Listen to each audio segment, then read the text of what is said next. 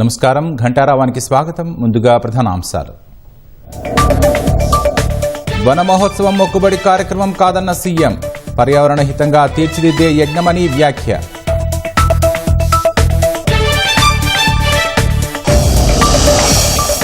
సచివాలయంలో కేబినెట్ అనధికార భేటీ. వివిధ అంశాలపై చర్చించనున్న సీఎం, మంత్రులు.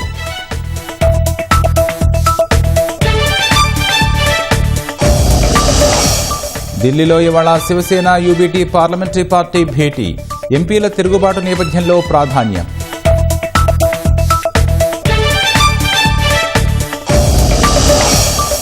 అమెరికా ఇరాన్ ఒప్పందంపై మోదీ లక్ష్యంగా కాంగ్రెస్ విమర్శలు. భారత్ భద్రతపై తీవ్ర ప్రభావం చూపుతుందని హెచ్చరిక.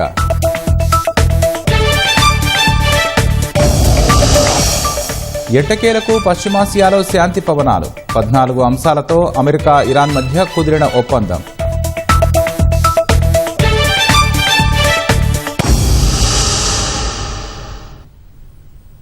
వ్యవసాయ రంగంలో చేపట్టాల్సిన చర్యలతో పాటు పలు కీలక అంశాలపై చర్చించేందుకు కాసేపట్లో మంత్రుల సమావేశం జరగనుంది. మరింత సమాచారం మా ప్రతినిధి నగేష్ చారి ప్రత్యక్ష ప్రసారం ద్వారా అందిస్తారు.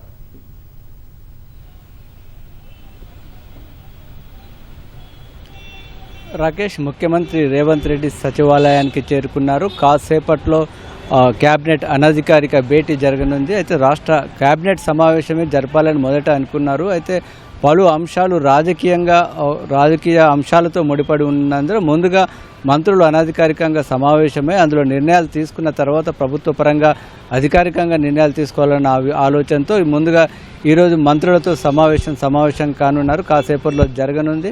ముఖ్యంగా కేంద్ర ప్రభుత్వం పైన ఒత్తిడి తీసుకొచ్చే పలు అంశాలపైన కీలకమైన చర్చ జరిగే అవకాశం కనిపిస్తుంది.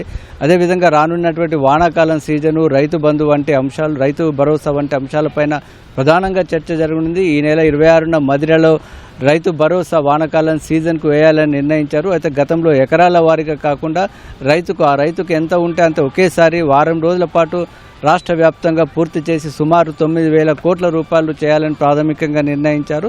దానికి సంబంధించి ఏ విధంగా విస్తృతంగా ప్రచారం కల్పించాలి, రాజకీయంగా ఉన్నటువంటి విమర్శలు, గత యాసంగి సీజన్లో పూర్తిగా వేయకపోవడంలో ఉన్న అసంతృప్తిని ఏ విధంగా తొలగించవచ్చు, దీనికి సంబంధించిన రాజకీయంగా ఏ విధంగా లబ్ధి పొందాలనే అంశాలపైన కూడా ప్రధానంగా చర్చ జరిగే అవకాశం ఉంది. అదేవిధంగా కొత్తగా వేస్తున్నట్టు వానాకాలం సీజన్లో 7 ప్రధాన వరి విత్తనాలను వేయాలని వ్యవసాయ కమిషన్ సూచించింది. కాబట్టి ఆ విషయంలో రైతులను ఏ విధంగా మోటివేట్ చేయాలి, ఏ విధంగా అవగాహన కల్పించాలి, ఇందులో మంత్రుల పాత్ర ఏ విధంగా ఉండాలి, ప్రభుత్వపరమైన నిర్ణయాలు ఎలా అంటే అనే అంశాలపైన కూడా చర్చ జరిగే అవకాశం ఉంది.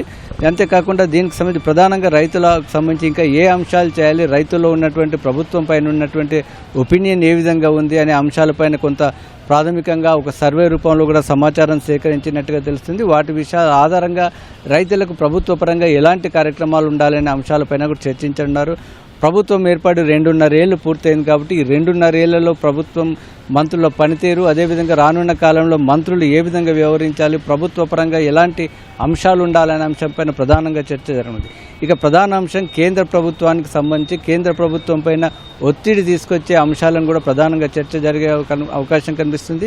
ఎందుకంటే ఒక త్వరలో జీహెచ్ఎంసీ ఎన్నికలకు వెళ్ళినట్లయితే ఇక్కడ బీజేపీ ప్రాబల్యం ఉండే అవకాశం ఉన్నందున దానికి ముడిపడి ఉన్న అంశాలు కాబట్టి ఇవన్నీ కూడా రాజకీయంగా కేంద్ర ప్రభుత్వాన్ని ఏ విధంగా ఒత్తిడి చేయాలనే అంశాలపై చర్చ జరగనుంది. ముఖ్యంగా మెట్రో రైలుకు సంబంధించి ఇటీవలే కిషన్ రెడ్డిని ప్రధాన లక్ష్యంగా చేసుకుంటూ ముఖ్యమంత్రి రేవంత్ రెడ్డి లేఖలు రాయడం, విమర్శలు చేయడం, వాటన్నిటి నేపథ్యంలో 2వ ఫేజ్కు అనుమతులు, అదేవిధంగా ఐఆర్ఎఫ్ఎస్సి నుంచి రుణాలకు సంబంధించి కేంద్ర ప్రభుత్వం పైన ఏ విధంగా ఒత్తిడి తీసుకురావాలి, ఈ విషయంలో బీజేపీని ఏ విధంగా ఎండగట్టాలనే ఒక రాజకీయ అంశాలపైన కూడా చర్చ జరిగే అవకాశం ఉంది. అదేవిధంగా ధాన్యం కొనుగోలుకు సంబంధించి కేంద్ర ప్రభుత్వం రాష్ట్రంలో సేకరించినటువంటి సుమారు 75 లక్షల మెట్రిక్ టన్నుల వరిని పూర్తిగా కొనాలని రాష్ట్ర ప్రభుత్వం వాదిస్తుంది. అయితే కేంద్ర ప్రభుత్వం మాత్రం సుమారు 55 లక్షల వరకే కొనుగోలు చేస్తామన్న నేపథ్యంలో మిగతా 20 లక్షలు తీసుకునే వరకు కేంద్రంపై ఒత్తిడి తీసుకురావడం లేదా కేంద్రాన్ని ఇలా ఫిక్స్ చేయాలని ఒక అంశంతో ప్రధానంగా చర్చ జరుగుతుంది. ఆ విషయాలపైన కూడా చర్చ జరిగే అవకాశం ఉంది. అదేవిధంగా తమ్మిడిహట్టికి సంబంధించి మహారాష్ట్ర సీఎం నుంచి ఇంకా స్పందన రాకపోవడం, అదేవిధంగా కేంద్ర ప్రభుత్వానికి సంబంధించిన వరంగల్ ఎయిర్పోర్టు, అదేవిధంగా ఫ్యూచర్ సిటీకి సంబంధించి ఇలాంటి ప్రధానమైన అంశాలపైన ఈరోజు చర్చ జరిగే అవకాశం ఉంది. అదేవిధంగా రానున్న 2.5 ఏళ్లలో మంత్రుల పాత్ర ఏ విధంగా ఉండాలి, ఇప్పటికే రాజకీయ వేడి పెరిగింది, ప్రభుత్వానికి సంబంధించిన పలు అంశాలపైన ఒకవైపు బీఆర్ఎస్ మరొక వైపు బీజేపీ ప్రధానంగా విరుచుకుపడుతున్న నేపథ్యంలో ప్రభుత్వ పరంగా ఎలా కౌంటర్ ఉండాలి, పార్టీతో ఎలాంటి సమన్వయం ఉండాలి అనే అంశాలపైన కూడా చర్చ జరిగే అవకాశం ప్రధానంగా కనిపిస్తుంది. రాకేష్,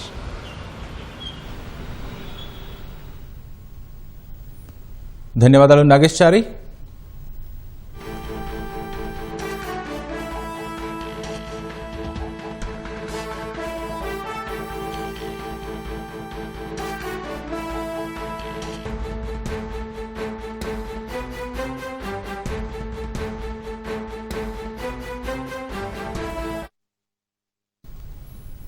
రంగారెడ్డి జిల్లా గుర్రంగూడలో ఇవాళ ప్రారంభించనున్న వన మహోత్సవం మొక్కుబడి కార్యక్రమం కాదని సీఎం రేవంత్ రెడ్డి అన్నారు.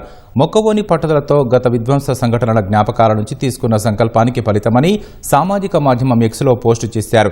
చెరువుల కబ్జా, అటవీ భూములపై పంజా ఫలితంగా చినుకు పడితే హైదరాబాద్ అతలాకుతలమయ్యే పాలన నుంచి చెరువుల పరిరక్షణ, నాలాల పునరుద్ధరణ దిశగా అడుగులు వేసే మహాయజ్ఞంగా ముఖ్యమంత్రి పేర్కొన్నారు. గుర్రంగూడలో 2021 వరదల సమయంలో పర్యటించినప్పుడు తన మదిలో కలిగిన ఆవేదన నుంచి పుట్టుకొచ్చిన ఆలోచనకు ఆచరణని నేడు గుర్రంగూడ అటవీ భూమిలో జరిగే వన మహోత్సవమని వెల్లడించారు.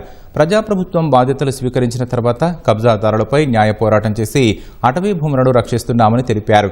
హైదరాబాద్ను జనం జీవించే వనంగా తీర్చిదిద్దే తమ ప్రయత్నానికి గుర్రంగూడ వన మహోత్సవంతో నాంది పలుకుతున్నామని సీఎం రేవంత్ రెడ్డి స్పష్టం చేశారు.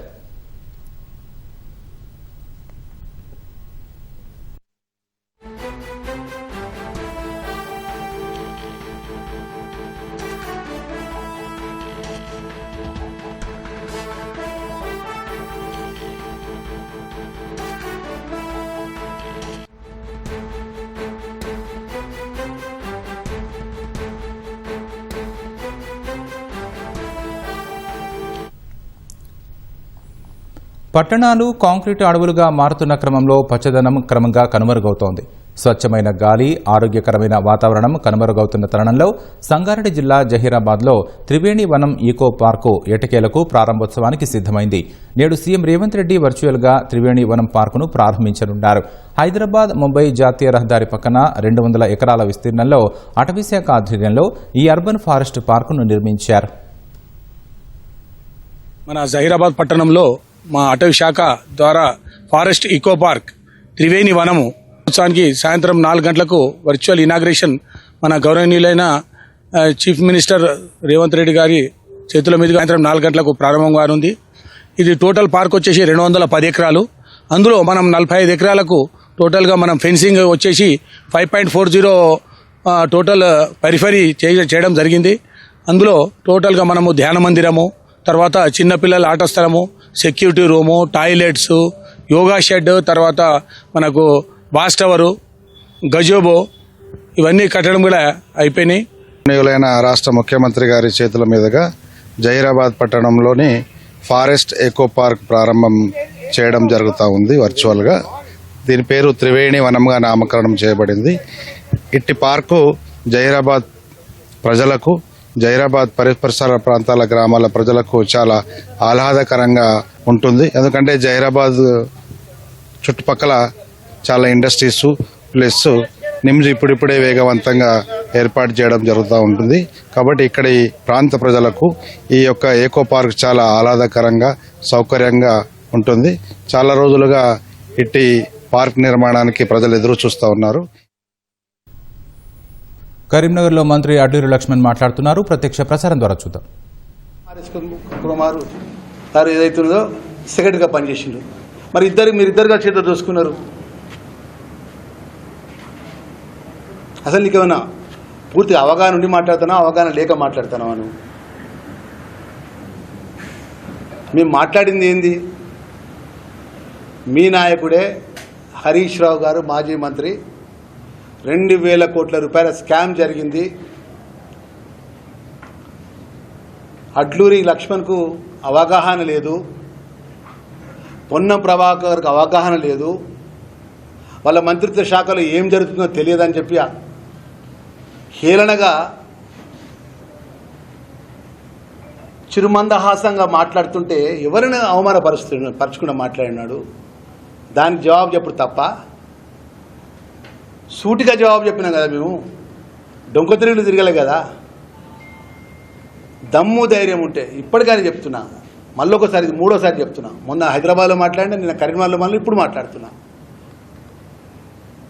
వాస్తవాలు ఉంటే కాగితాలతో సహా ముందు పెట్టండి. ఈరోజు నేను ఒకటే కాగితం పెడితే ఎక్కువ నేను విషయం దీంట్లో పోకుండా ఒకటే కాగితం కంపారిజన్ నోట్ ఇది. దీంట్లో 1142 కోట్ల రూపాయల టెండర్.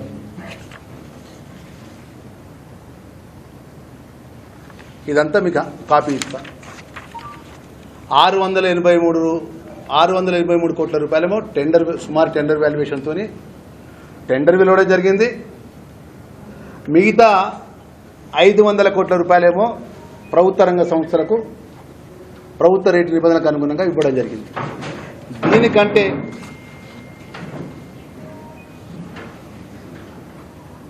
అవినీతి అనేది ఏ విధంగా జరిగిందో హరీష్ రావు రుజువు చేస్తే నేను రాజీనామాకు సిద్ధమని చెప్పిన. సంవత్సర కాలంకెళ్ళి నేను పనిచేస్తున్నా. మన సంవత్సర కాలంకెళ్ళి పనిచేస్తున్నటువంటి మాజీ మంత్రి కొప్పులీశ్వర్కు నువ్వు శాఖ మంత్రిగా పనిచేసినావు కదా, మీ కార్యదర్శిగా మీకు ఆర్ఎస్ ప్రవీణ్ కుమార్ పనిచేసిండు కదా, మరి ఎందుకు దొరగారి దగ్గర అంత మెప్పు పొందడానికి ఎందుకు తాపత్రయపడతాడు? హరీష్ రావు దొరగారి దగ్గర ఆ దొరగారిని ఆయన మాట అనగా అంత ఉలిక్కిపడి ఎందుకు వ్యక్తిగతంగా దూషణలు చేస్తాను నన్ను?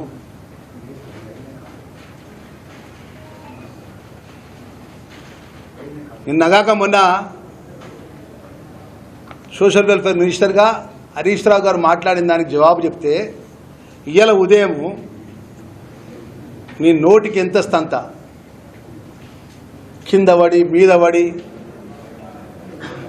గెలిచినవు, నీ గోదావరి గారిలో నేను ఏమని వెళ్తారని బాడీ లాంగ్వేజ్ చేసి మాట్లాడుతున్నావు. నువ్వు ఎక్కడికి వెళ్ళి వచ్చినావు ఒకసారి గుర్తు తెచ్చుకో. నేను ఎక్కడికి వెళ్ళి వచ్చినా గుర్తు తెచ్చుకుంటాను. ఒక వర్గాన్ని చెందిన వాళ్ళం మర్యాదతో ఉంటే ప్రజలు మనం హర్షిస్తారు.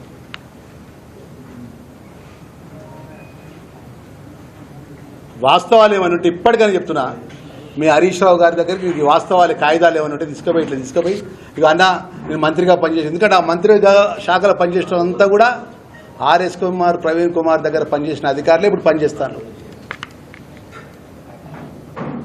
కొప్పులీశ్వర్ మంత్రిగా పనిచేసినటువంటి అధికారులు ఇప్పుడు ఆయన దగ్గర పనిచేస్తాను, అదే ఆ శాఖలో పనిచేస్తాను. ఇప్పుడు మరి సంవత్సర కాలానికి వెళ్ళి అధికారులు తీసుకొచ్చి చెప్పాలి కదా, పప్పులో కుంభకోణం అయింది, నూనెలో కుంభకోణం అయింది, సబ్బులో కుంభకోణం అయింది. సొయ్యి మాట్లాడా ఈ యొక్క టెండర్ పాలసీ అంతా ఎవరు చేస్తారు? జిల్లా కలెక్టర్లు నోటిఫికేషన్ ఇచ్చి జిల్లా కలెక్టర్లు పిలుస్తారు. ఇప్పటి వరకు పప్పులకు సంబంధించిన టెండర్ కానీ, నూనెలకు సంబంధించిన టెండర్ కానీ, ఇంక ఇతర మసాలాలు కానీ, ఇతరకు సంబంధించిన వెల్ఫేర్కి సంబంధించిన హాస్టల్ పిల్లలకు సంబంధించిన ఇతర టెండరే నోటిఫికేషన్ ఇవ్వలే. పూర్తి అధికారం జిల్లా కలెక్టర్లకు అధికారాలు ఉంటాయి. అవి ఆ కాంట్రాక్టర్లు కూడా మీ హయాంలో పనిచేసిన వాళ్ళే. మరి సంవత్సర కాలంగా నీకు గుర్తురాంది ఇప్పుడు దొరగారు అనగానే గంత ఉలిక్కి పడతానేది. ఆ దొరగారే కదా మాజీ ముఖ్యమంత్రి చేయి పట్టుకొని పక్కా జరుగు అన్నాడు. అంత అవమానించినాక ఆ రోజు నిజంగా నీ జాగ్రత్త నేనుంటే నేను రాజీనామా చేస్తున్నాను. అప్పుడే పార్టీకి రాజీనామా చేస్తూ 10కి రాజీనామా చేస్తున్నాను. చేయి పట్టుకొని ఆ రోజు నీకు మద్దతుగా మేము మాట్లాడినాం. తోటి దళితునిగా నీకు అవమానం జరిగితే తోటి దళితునిగా నేను మాట్లాడిన ఆ రోజు ఆ ప్రతిపక్ష పార్టీగా నీ నాయకత్వం మీద, నీ పార్టీ మీద మాట్లాడినాం. 2018 ఎట్లా గెలిచినావు నీకు తెలియదా? యావత్ తెలంగాణ ప్రజానికం తెలియదా? మంత్రిగా పనిచేసినావు కదా,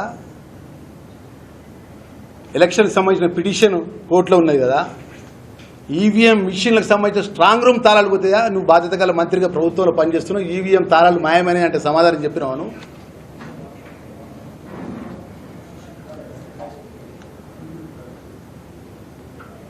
కోర్టుకు సంబంధించినటువంటి 2018 జరిగిన అంశం కోర్టులో ఉన్నప్పుడు నేను 2019 ఎన్ని ఓట్లతో ఓడిపోయినా కొప్పులీశ్వర్ చెప్పు? 1365 ఓట్లతో ఓడిపోయినా. తర్వాత అమెరికా ఇరాన్ శాంతి ఒప్పందం తదనంతర పరిణామాలపై పొలిటియా రీసెర్చ్ ఫౌండేషన్ చైర్మన్ అంతర్జాతీయ అంశాల నిపుణులు సంజయ్ పులిపాకతో మా ప్రతినిధి భాస్కర్ ముఖాముఖి ప్రత్యక్ష ప్రసారం ద్వారా చూద్దాం.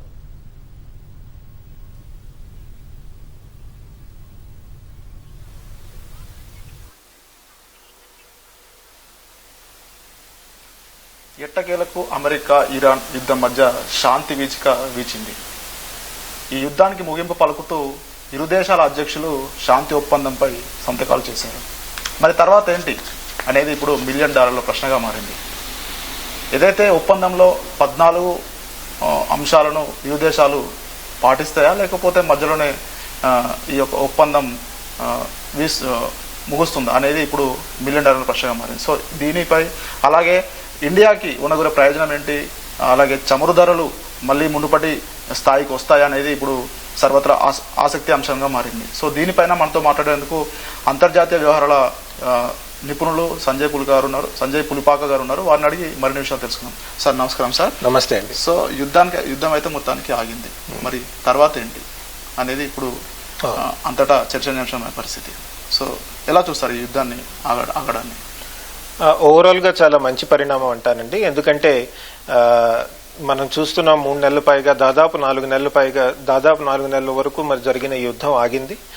ప్రపంచ ఆర్థిక వ్యవస్థకి ఈ యుద్ధం ఆగటం అన్నది చాలా ఇంపార్టెంట్. ఎందుకంటే మనం చూసాం హర్మూజ్ జలసంధి ద్వారా పెద్ద ఎత్తున ఇంధన వనరులు ఏవైతే ఉన్నాయో అవి వెళ్తూ వస్తూ ఉండేవి, అవి ఆగిపోవటం జరిగింది. దానివల్ల వివిధ దేశాల్లో మనం చూసాం ఆయిల్ ప్రైసెస్ కానీ పెట్రోల్ ప్రైసెస్ కానీ మిగతా ఎల్పిజి ఎల్ఎన్జి ఇలాంటి వస్తువులు ఖరీదు పెరిగింది. అంతేకాదు ఫర్టిలైజర్ ఖరీదు పెరిగింది, ఎందుకంటే అది ఆయిల్ మీద డిపెండ్ అయి ఉంటుంది కాబట్టి. హీలియం ధర పెరిగింది, మెడికల్ సెక్టర్ ఇంపాక్ట్ అయింది దానివల్ల. సో ఓవరాల్ గా చూసుకుంటే చాలా దేశాల్లో చాలా పెద్ద ఎత్తున ధరలు పెరగటం జరిగింది. మన దేశం కొంతవరకు బాగానే హ్యాండిల్ చేసింది, కానీ మిగతా దేశాలు తీసుకుంటే ఉదాహరణకి ఫిలిప్పీన్స్ తీసుకుంటే ఫిలిప్పీన్స్ లో ఎనర్జీ ఎమర్జెన్సీ పెట్టడం జరిగింది. భారత్ చుట్టుపక్కల దేశాలకి భారత్ కొద్దిగా ఆయిల్ పెట్రోల్ ఇవ్వటం జరిగింది. సో ఓవరాల్ గా చూసుకుంటే ముఖ్యంగా అభివృద్ధి చెందుతున్న దేశాలకి ఈ పీస్ అగ్రిమెంట్ ద్వారా యుద్ధం ఆగటం అన్నది చాలా మంచి పరిణామం అనే చెప్పాలండి. కానీ ప్రస్తుతానికి ఇది ఇంకో 60 రోజుల పాటు మిగతా అంశాల మీద చర్చలు జరిపి పూర్తిగా ఒక ఫుల్ అగ్రిమెంట్కి వస్తుందంటున్నారు. అంటే ఇప్పుడు మనం చూస్తోంది ఒక తాత్కాలిక పీస్ అగ్రిమెంట్, తర్వాత 60 రోజుల తర్వాత ఒక లాంగ్ టర్మ్ పీస్ అగ్రిమెంట్ వస్తుందంటున్నారు. అది చూద్దాం అది ఎట్లా అవుతుందో. ప్రస్తుతానికైతే ఒక 60 రోజుల పాటు ఈ పీస్ అగ్రిమెంట్ వర్కౌట్ అయ్యి స్ట్రెయిట్స్ ఆఫ్ హర్మూజ్ జలసంధి ఓపెన్ అవుతుందని ఆశిద్దాం. ఆల్రెడీ కొన్ని షిప్స్ హర్మూజ్ జలసంధి ద్వారా మన వైపు రావటం చూస్తున్నాం. మంచి పరిణామం ఓవరాల్ గా అండి. సో మీరు అంటున్నారు ఇదొక శాశ్వత ముగింపు అనుకోవట్లేదు అని చెప్పేసి. సో గతంలో కూడా కొన్ని ఒప్పందాలు చేసుకున్నారు, తర్వాత ఒక దేశం పైన మరో దేశం దాడి చేసింది. సో మరి ఈ యొక్క ఒప్పందం శాశ్వత ఒప్పందంగా మారాలంటే ఎలాంటి ఇరు దేశాల అధ్యక్షులు ఎలా ముందుకు అవసరం ఉందంటారు? శాశ్వత ఒప్పందంగా మారాలంటే ఇప్పుడున్న ఒప్పందంలో కొన్ని క్లారిఫికేషన్స్ అవసరం అవుతుందండి. ఒకటి, మనం చూసాం ఇంతకుముందు యుద్ధం స్టార్ట్ అవ్వక ముందు కూడా పెద్ద ఎత్తున శాంతి చర్చలు ఖటార్ ద్వారా నిర్వహించడం జరిగింది, కానీ యుద్ధం స్టార్ట్ అయింది. మధ్యలో తర్వాత పాకిస్తాన్ వచ్చింది, పాకిస్తాన్లో మనం చర్చలు చూసాం. పాకిస్తాన్ చర్చల తర్వాత కిందటి వారం 2 దేశాలు ఇరాన్ అమెరికా ఒకళ్ళ మీద ఒకళ్ళు బాంబింగ్ చేయటం జరిగింది. సో ఒప్పందం కుదిరినంత మాత్రాన పూర్తిగా శాంతి వస్తుందని అనుకోలేము, కానీ ఈ ఒప్పందం కొద్దిగా డీటెయిల్డ్ గా ఉంది, లాంగ్ టర్మ్ ప్లానింగ్ నడుస్తోంది. సో ఓవరాల్ గా చూస్తే మంచి పరిణామం అనే చెప్పాలి. ఇందులో కాకపోతే కొన్ని కాంప్లికేషన్స్ ఉన్నాయండి. ఉదాహరణకి అగ్రిమెంట్ లో ఏమంటున్నారంటే America and allies, Iran and allies, America తన స్నేహితులు, ఇరాన్ తన స్నేహితులు ఒకరి మీద ఒకరు యుద్ధం చేసుకోము అని చెప్తున్నారు. అంటే ఈ స్నేహితులు ఎవరు అన్నది మళ్ళీ మెన్షన్ చేయలేదు అక్కడ. కేవలం స్నేహితులు అనే పదం వాడారే కానీ వాళ్ళు ఎవరు, వాళ్ళు ఏం చేయాలి అన్న దాని మీద క్లారిటీ లేదు. తర్వాత ఇది లెబనాన్ కి వర్తిస్తుందని చెప్తున్నారు. లెబనాన్ కి వర్తిస్తుందంటే ఇజ్రాయెల్ సేనలు ఇప్పటికే లెబనాన్ లో ఉన్నాయి. అంటే ఈ శాంతి ఒప్పందం తర్వాత ఇజ్రాయెల్ సేనలు ముందుకు వెళ్లకూడదా, లేదా ఆల్రెడీ లెబనాన్ లో ఉన్న సేనలు వెనక్కి రావాలా, దాని మీద కూడా క్లారిటీ లేదండి. అలానే మీరు ఇంకో అంశం తీసుకుంటే కనుక అమెరికా, ఇరాన్ ఇరు దేశాలలో డొమెస్టిక్ పాలిటిక్స్లో అంతర్గత రాజకీయాల్లో ఒకళ్ళనొకళ్ళు జోక్యం చేసుకోమన్నారు. అంటే ఈ రోజు నుంచి అమెరికా ఇరాన్లో ప్రజాస్వామ్యం కావాలి అని అడగటం మానేస్తుందా? ఇరాన్లో విమెన్ రైట్స్ కోసం ఎప్పటి నుంచో అడ్వకసీ చేస్తున్న అమెరికా మానేస్తుందా? అంటే ఇంటర్నల్ పాలిటిక్స్లో ఇన్వాల్వ్ కాను అంటే దాని యొక్క అర్థం ఏమిటి? ఈ రెండు దేశాలు ఈ అర్థాన్ని ఒకటే విధంగా అర్థం చేసుకుంటున్నాయా? ఇదొక డైమెన్షన్ ఉందండి. ఇంకో ముఖ్యమైనది ఏంటంటే భారత్కి ఇలాంటి అభివృద్ధి చెందుతున్న దేశాలకి ఇంప్లికేషన్స్ ఉన్న ముఖ్యమైన పాయింట్ ఒకటి ఏంటంటే ఈ స్ట్రైట్స్ ఆఫ్ హర్మూజ్ జలసంధి ఏదైతే ఉందో 60 రోజుల పాటు ఎటువంటి ఛార్జెస్ అంటే టోల్ ఫీ కానీ సుంకాలు కానీ ఏదీ లేకుండా ఓపెన్ చేస్తామన్నారండి. అంటే 60 రోజుల తర్వాత ఏమవుతుంది? 60 రోజుల తర్వాత ఏమవుతుంది అన్న ప్రశ్న వచ్చినప్పుడు అగ్రిమెంట్లో ఏం రాశారంటే ఇరాను ఒమాను కలిసి చర్చించుకొని ఏదో ఒక అడ్మినిస్ట్రేటివ్ మెకానిజం తెస్తామంటున్నారు. అంటే 60 రోజుల తర్వాత వాళ్ళు మళ్ళీ టోల్ కానీ ఫీ కానీ కలెక్ట్ చేస్తారా? అది కలెక్ట్ చేస్తే అది ఇంటర్నేషనల్ లా ప్రకారం కరెక్టా? అది కనుక స్టార్ట్ చేస్తే మరి సింగపూర్ దగ్గర ఉన్నటువంటి స్ట్రైట్స్ ఆఫ్ మలక్కా సంగతి ఏంటి? అక్కడ వాళ్ళు కలెక్ట్ చేయొచ్చా? ఇలాంటి ఇంటర్నేషనల్ లాకి సంబంధించిన అంశాలు ఉన్నాయి. కాకపోతే అగ్రిమెంట్లో ఏమన్నారంటే 60 రోజుల తర్వాత ఇరాను ఒమాను కలిసి ఇంటర్నేషనల్ లా పరిధిలోనే చేస్తారు ఏం చేసినా అన్నారు. మరి అలాంటప్పుడు ఏదో కొత్తగా ఎందుకు చేయటం? ఉన్న ఇంటర్నేషనల్ లాని ఇంప్లిమెంట్ చేయొచ్చు కదా. సో ఇలాంటి కొన్ని ఇంపార్టెంట్ క్వశ్చన్స్ ఉన్నాయండి. ఇంకొక ముఖ్యమైనది లాస్ట్ ఇంపార్టెంట్ పాయింట్ ఏంటంటే అసలు యుద్ధానికి వెళ్ళింది దేనికి? యుద్ధానికి దేనికి వెళ్లారు? ఇరాన్ న్యూక్లియర్ వెపన్స్ తెచ్చుకోకూడదని వెళ్ళారు కదా. ఇరాన్ న్యూక్లియర్ వెపన్స్ తయారు చేయకూడదని వెళ్ళారు. అలాంటి సమయంలో ఇరాన్ ఏమంది? ఈ ప్రస్తుతం ఉన్న పీస్ డీల్లో ఇరాన్ న్యూక్లియర్ వెపన్స్ తయారు చేయదు అని ఒప్పుకుందండి. కానీ శుద్ధి చేసిన యురేనియంని ఇప్పుడు ఆల్రెడీ ఇరాన్లో ఉంది కదా, దాన్ని ఎలా డీల్ చేయాలి అన్న దాని మీద ఇప్పటిదాకా చర్చ నడుస్తోంది కదా. అది నెక్స్ట్ 60 డేస్లో చర్చిస్తామంటున్నారండి. ఒకవేళ ఇరాన్ చేసే ప్రవర్తన లేదా ఇరాన్ చేసే డెసిషన్ మేకింగ్ ముఖ్యంగా ఎన్రిచ్డ్ యురేనియం శుద్ధి చేసిన యురేనియం మీద అమెరికా అంగీకరించకపోతే యుద్ధం స్టార్ట్ అవుతుందా? లేదా శుద్ధి చేసిన యురేనియం తీసుకునే ప్రక్రియ ఇరాన్కి ఇష్టం లేకపోతే మళ్ళీ యుద్ధం వస్తుందా? ఇలాంటి కొన్ని చాలా కీలకమైన క్రిటికల్ క్వశ్చన్స్ ఉన్నాయండి.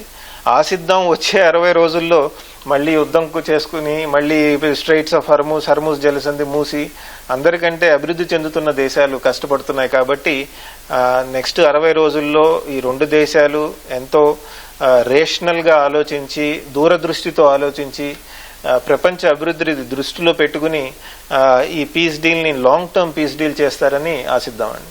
సో అలాగే ఈ ఒప్పందంలో ఒక 14 ముఖ్యమైన అంశాలు ఉన్నాయి. సో వాటి ప్రాముఖ్యతలు ఏంటి? అలాగే ఈ 14 అంశాలు అమలు సాధ్యమైన అంటారా? ఇందులో ఉన్న సవాళ్ళు ఏంటి? అదే ఇప్పుడు నేను చెప్పినట్టు ఈ 14 అంశాల్లో ఈ కొన్ని కీలకమైన అంశాలు మనం చెప్పడం జరిగిందండి. ఇంకోటి ఈ 14 అంశాల్లో ఇంకో కీలకమైన అంశం ఏంటంటే అమెరికా తర్వాత గల్ఫ్ కంట్రీస్ కలిసి ఇరాన్కి $300 బిలియన్ ఇస్తామంటున్నారు. $300 బిలియన్ ఇస్తామంటే అది ఇమీడియట్ గా ఇస్తారా, నెల రోజుల్లో ఇస్తారా, ఎప్పుడు ఇస్తారు అన్న దాని మీద ఆధారపడి ఉంది. అంటే ఆ $300 బిలియన్ దేనికి ఇస్తారు? ఇరాన్ యుద్ధంలో దెబ్బతిన్న ఇన్ఫ్రాస్ట్రక్చర్ అది డెవలప్ చేసుకోవడానికి ఇస్తుందంటారు. మరి ఇన్ఫ్రాస్ట్రక్చర్ అంటే ఏంటి? రోడ్స్ బ్రిడ్జెస్ కట్టుకుంటే పర్లేదా? సైంటిఫిక్ ఎస్టాబ్లిష్మెంట్స్ ని మళ్ళీ స్ట్రెంగ్తన్ చేస్తే ఒప్పుకుంటారా? సరే $300 బిలియన్ మీరు ఇస్తే ఆ డబ్బు తీసుకుని చైనాకి ఇన్ఫ్రాస్ట్రక్చర్ కాంట్రాక్ట్స్ ఇస్తే మీకు ఓకేనా? ఆ ఇన్ఫ్రాస్ట్రక్చర్ కాంట్రాక్ట్స్ ఎవరికి వెళ్తాయి? ఇలాంటి అంశాలు ఉన్నాయండి. అంటే ఇప్పుడు యుద్ధం చేసి వీళ్ళు కొట్టుకుని చివరికి ఇరాన్ నష్టపోయి గల్ఫ్ కంట్రీస్ అమెరికా $300 బిలియన్ ఇరాన్కి ఇస్తే ఆ $300 బిలియన్ తో చైనా బాగుపడితే ఇన్ఫ్రాస్ట్రక్చర్ ప్రాజెక్ట్స్ నిర్మించి అది ఎంతవరకు వ్యాలిడ్ అవుతుంది? అదొక డైమెన్షన్ ఉందండి. సో ఇలాంటి అంటే చెప్పని అంశాలు చాలా ఉన్నాయి పీస్ డీల్లో. ఇవన్నీ కూడా చాలా ముఖ్యమైన పాత్ర పోషిస్తాయి. ఇంకోటి మనం గమనించాల్సింది ఏంటంటే ఇక్కడ ఇదే పీస్ డీల్లో ఐక్యరాజ్య సమితి దీన్ని ఇంప్లిమెంట్ చేస్తుంది అన్నారండి. ఐక్యరాజ్య సమితి ఒప్పుకుంటుంది అంటున్నారండి. సంతకం పెట్టింది అమెరికా, ఇరాన్, బట్ ఐక్యరాజ్య సమితి మొత్తం ఒప్పుకోవాలంటున్నారు. సరే ఒప్పుకుంటారు, ఎందుకంటే ప్రపంచ శాంతి కావాలి కాబట్టి. యుద్ధం చేసేప్పుడేమో ఐక్యరాజ్య సమితితో పని లేదు, యుద్ధం ఆపిన తర్వాత దాని ఇంప్లిమెంటేషన్కి ఐక్యరాజ్య సమితి వస్తుంది ముందుకి. ఐక్యరాజ్య సమితి పెద్ద పాత్ర పోషించాలని మీరు అగ్రిమెంట్లో రాస్తున్నారు. అంటే ప్రపంచం అంతా దీని బాధ్యత వహించాలి. మంచిదే, ఓవరాల్గా ఇప్పటికైనా ఐక్యరాజ్య భద్రతా మండలి కానివ్వండి, ఐక్యరాజ్య సమితి కానివ్వండి పెద్ద పాత్ర పోషించాలి అని గుర్తించడం పీస్ డీల్లో నా ఉద్దేశంలో ఒక మంచి అంశంగానే భావిస్తానండి. ఇంకొక లాస్ట్ ఇంపార్టెంట్ పాయింట్ ఏంటంటే ఈ లాంగ్ టర్మ్ పీస్ అగ్రిమెంట్ ఏదైతే ఉందో అది ఎప్పుడు వస్తుంది అంటే యుద్ధం పూర్తిగా ఆపటం ఎలా దాని మీద, న్యూక్లియర్ దాని మీద, తర్వాత స్ట్రెయిట్స్ ఆఫ్ హార్మూజ్ దాని మీద, ఈ అంశాలన్నీ వర్కౌట్ అయితే లాంగ్ టర్మ్ వస్తుందా, 1-2 అంశాలు వర్కౌట్ అయ్యి మిగతావి సరిగ్గా పనిచేయకపోతే పీస్ డీల్ యొక్క ముందు ఎలా ఇంప్లిమెంట్ చేయబోతున్నారు అన్న దాని మీద కూడా మనకి క్లారిటీ లేదండి. బట్ ఓవరాల్గా ఒక మంచి అడుగు ముందుకు వేయటం జరిగింది. ఆశిద్దాం దీర్ఘకాలికంగా శాంతి వస్తుందని ఆ ప్రాంతంలో, ప్రపంచ ఎకానమీకి కూడా అది మంచిదే. సో ఒప్పందం కూడడం సానుకూల అంశమే అయినప్పటికీ ఇది ఇప్పటి వరకు ప్రపంచ శాంతికి, ప్రపంచ ఆర్థిక వ్యవస్థకు ఒక ఆటంకంగా మారిన యుద్ధం ఇప్పుడు ముగింపు పలుకుతుంది. సో దీని ద్వారా ప్రపంచానికి కావచ్చు, అలాగే భారత్కు కొనగూర ప్రయోజనాలు ఏంటి, ముఖ్యంగా భారత్కి ఈ చమురు ధరలు ఏవైతే ఉన్నాయో మునుపటి స్థాయికి వస్తాయని భావించవచ్చా? మునుపటి స్థాయికి చమురు ధరలు వస్తే ఆశిద్దామండి అలా జరుగుతుందని. ఎందుకంటే ఈరోజు చూస్తున్నాం మనం, మొన్నటిదాకా స్ట్రెయిట్స్ ఆఫ్ హార్మూజ్ మూసేయటం వల్ల చమురు ధర చాలా పెరిగిపోయింది. $120 బిలియన్ పర్ బ్యారెల్ కూడా వెళ్ళింది కదా, $120 పర్ బ్యారెల్ దాకా వెళ్ళి తగ్గుతూ వచ్చింది. ఇప్పుడు మళ్ళీ 100 దగ్గర ఊగిసలాడుతోంది. యుద్ధం కాకముందు కనుక చూసినట్టయితే మనం $70 వరకు ఉండేదండి బ్యారెల్. ఇంకొద్దిగా ముందుగా వెళ్తే $40, $50 కూడా చూసాం. ఎంతవరకు తగ్గుతుంది అన్నది మనం చెప్పలేం, ఎందుకంటే మిగతా రాజకీయ అంశాల మీద కూడా ఆధారపడి ఉంటుంది. ఉదాహరణకి వెనిజువేలా ఆయిల్ కనుక మార్కెట్లోకి పెద్దగా వస్తే ఇంకా తగ్గచ్చు, మరే చోట యుద్ధం స్టార్ట్ అయితే కనుక మళ్ళీ పెరగచ్చు. కాకపోతే యుక్రెయిన్ రష్యా మధ్య యుద్ధం కూడా ఆగితే మళ్ళీ ఇంకా తగ్గే అవకాశాలు ఉన్నాయి. సో ఓవరాల్గా ప్రస్తుతానికి చూస్తే కనుక, ప్రస్తుతం ఉన్న జియోపొలిటికల్ కాంటెక్స్ట్ కనుక చూసినట్టయితే ఇంధన ధరలు, చమురు ధర తగ్గే అవకాశం ఉంది. తగ్గుతుందని ఆశిద్దాం, ఇంకా తగ్గుతుందని. ఎందుకంటే మా భారత్ లాంటి దేశాలకి పెట్రోల్ ధరలు తగ్గితే కనుక, ఆయిల్ ధరలు తగ్గితే కనుక ఆర్థిక వ్యవస్థకి చాలా ఉపయోగపడుతుంది. మనం చూసాం ధరలు ఎక్కువ ఉన్నప్పటికీ దీర్ఘకాలికంగా ప్రభుత్వము, ఆయిల్ కంపెనీలు ఎటువంటి ప్రైస్ ఇంక్రీజు చేయలేదు కదా. అంటే చివరిలో చేసే ₹3 అలా చేశాయి, కానీ ఓవరాల్గా చాలా నెలల పాటు ఓపిక పట్టారు. ఇప్పుడు కనుక తగ్గితే ఇంకా మంచిదే, ఎందుకంటే మనం చూస్తున్నాం క్యాస్కేడింగ్ ఎఫెక్ట్ అంటాం కదా, ఆయిల్ ధరలు పెరిగితే అన్నీ పెరుగుతాయి. ఒకవేళ కనుక ధరలు బాగా తగ్గితే భారత్ ఎకానమీ మంచిది. ఇంకొక ముఖ్యమైనది మనం గమనించాల్సింది ఏంటంటే, ఆ ప్రాంతంలో పెద్ద ఎత్తున భారత సంతతికి చెందిన వాళ్ళు ఉన్నారు, ఇండియన్ సిటిజన్స్ ఉన్నారు, తర్వాత పెద్ద ఎత్తున అక్కడ కంపెనీస్లో పనిచేస్తున్నారు, అక్కడ జీవిస్తున్నారు. సో కాన్స్టెంట్గా యుద్ధం వస్తుంది లేదా అన్న భయం ఏదైతే ఉందో, మన కుటుంబాల్లో కూడా ఒక ఆందోళన ఉంది, మన వాళ్ళు అక్కడ ఎలా ఉన్నారు, ఏమవుతుంది అని, అది కూడా అడ్రస్ అవటం జరుగుతుంది. అంతేకాదు ఈ మధ్య కాలంలో యుద్ధం జరుగుతున్న సమయంలో కూడా భారత ప్రభుత్వం ఏదైతే ఉందో మిగతా దేశాలతో అక్కడ ఈ చమురుకి సంబంధించి అగ్రిమెంట్స్ చేసుకుందండి. యునైటెడ్ అరబ్ ఎమిరేట్స్కి మొన్న ప్రధాని వెళ్ళినప్పుడు లాంగ్ టర్మ్ గ్యాస్ అరేంజ్మెంట్స్ చేసుకుంది. అలానే ఈ మధ్యకాలంలో India, middle east, Europe economic corridor అని ఒకటి స్టార్ట్ చేస్తున్నాం మనం. వయా గల్ఫ్ నుంచి ఎట్లా తీసుకువెళ్ళొచ్చు, మనం అరేబియన్ పెనిన్సులా నుంచి ఎట్లా తీసుకెళ్లొచ్చు అని. సో అలాంటివి ఎన్నో కూడా భారత్కి ఉపయోగపడుతుంది. చాలా ఇంకో ముఖ్యమైనది ఈ మధ్యకాలంలో మనం చూస్తున్నది, గల్ఫ్ దేశాలు భారత్లో ఇన్వెస్ట్ చేస్తున్నాయి. యుద్ధం ఆగి వాళ్ళ ఎకానమీస్ కనుక పుంజుకుని ఇంతకు ముందు స్థాయి కనుక రీచ్ అయితే వాళ్ళ దగ్గర చాలా డబ్బులు ఉన్నాయి ఇన్వెస్ట్ చేయడానికి. మనం చూసాం, మనం వాళ్ళని వచ్చి మన దేశంలో ఇన్వెస్ట్ చేయమన్నాం. శ్రీనగర్లో, కశ్మీర్లో మొట్టమొదటి ఫారెన్ డైరెక్ట్ ఇన్వెస్ట్మెంట్ ఏదన్నా వచ్చింది అంటే అది యునైటెడ్ అరబ్ ఎమిరేట్స్కి చెందిన లూలు కంపెనీ ఇన్వెస్ట్ చేసిందండి, రిటైల్ దానిలో పెద్ద సూపర్ మార్కెట్ చైన్ అది. అంతేకాదు యుద్ధం జరుగుతున్నప్పుడు కూడా అక్కడ అగ్రికల్చరల్ కమోడిటీస్ ఏవైతే ఉన్నాయో, ఫుడ్ కానీ ఇవన్నీ కూడా మనం షిప్ ద్వారా పంపించలేకపోతే వాళ్ళు ఎయిర్ క్రాఫ్ట్స్లో తీసుకెళ్లటం జరిగిందండి. ఒకవేళ యుద్ధం ఆగితే కనుక మన వ్యవసాయ రంగానికి కూడా ఉపయోగపడుతుంది, ఎందుకంటే అక్కడ డిమాండ్ ఎక్కువ ఉంది ఇండియన్ అగ్రికల్చరల్ కమోడిటీస్కి. మన వ్యవసాయ రంగం నుంచి మనం పెద్ద ఎత్తున ఈ వ్యవసాయ ఉత్పత్తి ఏదైతే ఉందో ఆ దేశాలకెళ్ళో చాలా లాభదాయకంగా అమ్ముకునే అవకాశాలు ఉన్నాయి. సో ఓవరాల్గా తీసుకుంటే భారత్కి ఒకటి యుద్ధం ఆగితే ప్రపంచానికి మేలు, ఆర్థికంగా మనకి మేలు, తర్వాత అక్కడ నివసిస్తున్న పెద్ద ఎత్తున భారత సంతతి వాళ్ళు ఎవరైతే ఉన్నారో వాళ్ళ జీవితాలు కూడా ఇబ్బంది పడవు. తర్వాత వాళ్ళు మనకి పెద్ద ఎత్తున డబ్బులు పంపిస్తారు. మనకి తెలిసిందే వాళ్ళు రెమిటెన్సెస్ అంటాం కదా, ప్రపంచంలోనే భారత్కి ఎక్కువ రెమిటెన్సెస్ అక్కడి నుంచి వస్తాయి. అలానే మనకి అక్కడి నుంచి ఇన్వెస్ట్మెంట్స్, తర్వాత ఆ దేశాలతో ట్రేడింగ్ మనం ఏదైతే చేస్తామో, యునైటెడ్ అరబ్ ఎమిరేట్స్ మనతో ట్రేడింగ్ విషయంలో చూసుకుంటే, వాణిజ్య రంగంలో చూసుకుంటే 3rd లార్జెస్ట్ ట్రేడర్ మనకి. ఇలాంటివి ఎన్నో పాజిటివ్ కాన్సిక్వెన్సెస్ వస్తాయి మనకి. ఆశిద్దాం తొందరగా యుద్ధం ఆగితే కనుక భారత్ యొక్క పాత్ర ఆర్థిక రంగంలో ఆ ప్రాంతంలో, ఆ ప్రాంతం యొక్క ఆర్థిక పాత్ర మన దేశ ఆర్థిక వ్యవస్థలో చాలా ఎక్కువగా ఉండబోతోంది. పరస్పరంగా లాభదాయకంగా ఉండేటువంటి ఈ పార్ట్నర్షిప్ ఇంకా స్ట్రెంగ్తెన్ అవుతుందని ఆశిద్దామండి. సో ప్రపంచ ఆర్థిక వ్యవస్థకు ఆటంకం కలిగించిన ఈ యుద్ధం ఇప్పుడు ముగిసింది. సో మొత్తంగా మరి ఈ యుద్ధంలో అటు ఇరాన్, ఇజ్రాయెల్, అలాగే అమెరికా, ఈ ముగ్గురులో ఎవరు గెలిచారు, ఎవరు ఓడారు అంటే ఏం చెప్తారు? యుద్ధంలో ఎవరు గెలిచారు, ఎవరు ఓడారు అని చెప్పటం చాలా కష్టం అండి. ఒక్కొక్కసారి అందరూ ఓడిపోతారు, ఎందుకంటే అన్ని వైపులా ప్రాణహాని జరిగింది, చాలా మంది చనిపోయారు. యుద్ధం ఆగటం ఒక గెలుపు అనుకోవచ్చు శాంతికి, కానీ ఇరాన్లో చాలా మంది చనిపోయారు. మనం చూసాం, అటు యునైటెడ్ అరబ్ ఎమిరేట్స్ కానివ్వండి, గల్ఫ్ దేశాలు కానివ్వండి, ఇన్ఫ్రాస్ట్రక్చర్ దెబ్బతింది. ఇజ్రాయిల్లో కూడా పెద్ద ఎత్తున చాలా మంది ఇబ్బందులకు గురవటం చూసాం. సో ఒక విధంగా చూస్తే ఎవరు ఓడిపోయారు, ఎవరు గెలిచారు అంటే, ఈరోజు శాంతి ఒప్పందం కనుక దీర్ఘకాలిక శాంతి ఒప్పందంగా మారితే మానవాళి గెలిచింది అనుకోవచ్చండి. కానీ యుద్ధంలో మాత్రం అక్కడున్నటువంటి సామాన్య ప్రజలు కష్టాలకు గురయ్యారు. తాత్కాలికంగా వాళ్ళు ఓడిపోవటం జరిగింది, చాలా మంది పాపం చనిపోయారు కూడా. సో కాబట్టి యుద్ధంలో ఎవరు గెలిచారు, ఎవరు ఓడిపోయారు అనే కంటే, యుద్ధం ఆగటం వల్ల మానవాళి గెలుస్తోంది, ముందుకి ప్రపంచ శాంతి మళ్ళీ పటిష్టపడే దిశగా అడుగులు వేస్తోందని మనకి తెలుస్తోంది. అది అలానే వెళ్తుందని ఆశిద్దాం. ఎందుకంటే యుద్ధం స్టార్ట్ చేసినప్పుడు అమెరికా స్టార్ట్ చేసిన ఆబ్జెక్టివ్స్ వేరు. ఏమిటి? Nuclear weapons, Iran nuclear weapons సాధించకూడదు, తర్వాత ఇరాన్లో ప్రభుత్వ మార్పిడి తెస్తామన్నారు. ఈరోజు అదే ప్రభుత్వంతో అమెరికా సంతకం పెడుతోంది.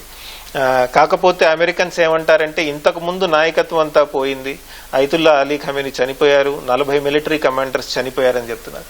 కాకపోతే ఆ ఇరాన్ రాజకీయ వ్యవస్థలో మార్పు తెస్తామన్నది మాత్రం జరగలేదు. అలానే ఇరాన్ తరఫున చూసుకుంటే, ఇంత యుద్ధం జరిగిన తర్వాత పాలస్తీన్ ఇష్యూ కానివ్వండి, గాజా ఇష్యూ కానివ్వండి, ఈ అంశాల మీద ఏమన్నా పురోగతి సాధించారా? సాధించలేకపోయారు. అది ఇరాన్ కేవలం చేయలేదు, అక్కడ ఉన్నటువంటి మిగతా పవర్స్ వాళ్ళు కూడా చేయాలి. అలానే గల్ఫ్ కంట్రీస్ కూడా కొత్తగా ఈ మధ్య కాలంలో వాళ్ళు ఆలోచిస్తున్నారు, మనం పెద్దగా అమెరికా మీద ఎక్కువ డిపెండ్ అయ్యామా, దానివల్ల ఈ ప్రాబ్లమ్స్ వస్తున్నాయా, మనం ఏ విధంగా మన రిలేషన్షిప్స్ ని డైవర్సిఫై చేసుకోవాలని వాళ్ళు ఆలోచిస్తున్నారు. అందుకే ఈరోజు అన్ని దేశాలు భారత్ వైపు కూడా వస్తున్నాయి, చైనాకు వెళ్తున్నారు, భారత్కు వస్తున్నారు. సో అలా చూసుకుంటే గనక మిగతా దేశాలు రాబోయే కాలంలో, ముఖ్యంగా భారత్ లాంటి దేశాలు ఈ దేశాలతో సంబంధాలు పటిష్టమయ్యే అవకాశం ఉంది. బట్ ఓవరాల్గా ప్రస్తుతానికైతే కనుక చూసినట్టయితే, యుద్ధం ఆగిపోతే దీర్ఘకాలికంగా రాజకీయ ఒప్పందం వచ్చి, కేవలం ఇరానే కాదండి, అక్కడ ఉన్నటువంటి పాలస్తీన్ ప్రాబ్లం కానివ్వండి, యెమెన్లో జరుగుతున్న అంతర్యుద్ధం కానివ్వండి, లెబనాన్లో జరుగుతున్న అంతర్యుద్ధము ప్లస్ పక్క దేశాల నుంచి జరుగుతున్న దాడులు, ఇవన్నీ కూడా ఆగితే కానీ ఆ ప్రాంతం సెటిల్ అవ్వదండి. అలా జరుగుతుందని ఆశిద్దాం. చాలా కాంప్రహెన్సివ్ పీస్ డీల్ సైన్ చేయటం జరిగింది. చాలా అంశాలు ఇందులో ఇన్కార్పొరేట్ చేయటం జరిగింది. మున్ముందు రోజుల్లో ఇంకా ఈ పీస్ డీల్ యొక్క విస్తృతం పెరగాలి, మిగతా ప్రాంతాలు అవన్నీ కూడా, ముఖ్యంగా ఆ ప్రాంతంలో శాంతి వస్తుందని ఆశిద్దాం. ఎందుకంటే మన దేశ ఎకానమీ కానివ్వండి, చిన్న దేశాలు బంగ్లాదేశ్, బర్మా ఇలాంటి దేశాల ఆర్థిక వ్యవస్థలు కూడా అక్కడ జరుగుతున్న యుద్ధం మీద ఆధారపడి ఉంది. ఆశిద్దాం మున్ముందు రోజుల్లో ఈ శాంతి ప్రక్రియ ఏదైతే ఉందో ఊపందుకుంటుందని ఆశిద్దాం. సో అమెరికా అటు ఇజ్రాయెల్ మూకుమ్మడిగా ఇరాన్ పైన దాడులు చేశారు. సో అక్కడ చాలా భవనాలు కావచ్చు, రోడ్లు కావచ్చు పూర్తిగా ధ్వంసం, అలాగే ఆస్తి ప్రాణ నష్టం కోట్లలో జరిగింది. సో మరి ఇప్పుడు ఒప్పందంలోని ఒక అంశమైన అమెరికా $300 బిలియన్ ఇస్తా అని చెప్తుంది. అవును. సో ఆ $300 బిలియన్ ఇరాన్ పునరుద్ధరణ కోసం సరిపోతాయని భావించవచ్చా, లేకపోతే ఇంకా ఏం అవసరం ఉంది ఇరాన్ పూర్వస్థితికి రావాలంటే? ఇరాన్ పూర్వస్థితికి రావాలంటే యాక్చువల్లీ చూస్తే అండి 1979 నుంచి ఎప్పుడైతే ఐతుల్లా ఖుమేని అధికారంలోకి వచ్చి ఒక ఇస్లామిక్ ప్రభుత్వాన్ని తీసుకువచ్చారో అప్పటి నుంచి కనుక తీసుకున్నట్టయితే మనము అప్పటి నుంచి ఇరాన్ మీద ఏదో విధమైనటువంటి శాంక్షన్స్ వస్తూనే ఉన్నాయండి. సో కాబట్టి ఇరాన్ వెంటనే తేరుకుంటుందా అంటే చెప్పటం కష్టం.